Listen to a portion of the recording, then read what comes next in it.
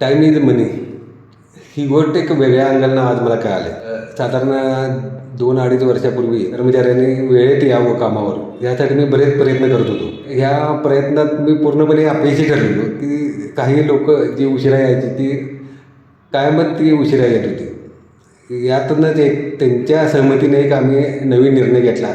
सगळ्यांना सामावून घेऊन त्याच्याकडनंच हा नियम ठरवून घेतला की लेट मार्कचं कटिंग चालू करायचं आणि ती जी रक्कम होणार आहे जमा ती एका सामाजिक कार्यासाठी आपण वापरायची.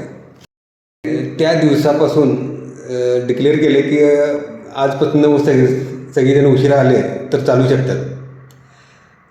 या गोष्टीमुळं काही लोकांच्या डिसिप्लिन नक्कीच आला आणि बरेच लोक वेळेत यायला लागले. पण तरी या 2-2.5 वर्षात ही लेट मार्कची रक्कम जवळपास 34,000 आमच्याकडे गोळा झाले. आणि हे 34,000 आपण कुठल्या गोष्टीसाठी वापरायचं यासाठी मी सर्व कर्मचाऱ्यांना विचारले.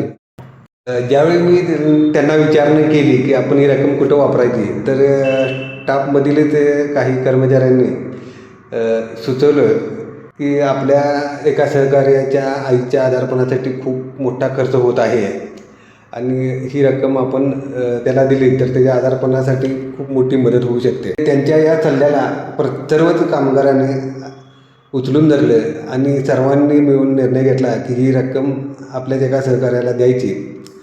तर ती 34,000 आणि बॉक्स फॅक्टरीने त्यामध्ये 16,000 ॲड करून ही रक्कम जवळपास 50,000 रुपये आम्ही त्यांना द्यायचे ठरवलं आणि त्यांना सुपूर्द केले. मला आज खरोखरच खूप अभिमान वाटते आपल्या स्टाफचा की अशा विचारांचे लोक आमच्यासोबत आहेत आणि त्यांचं करावं तेवढं कौतुक कमीच आहे.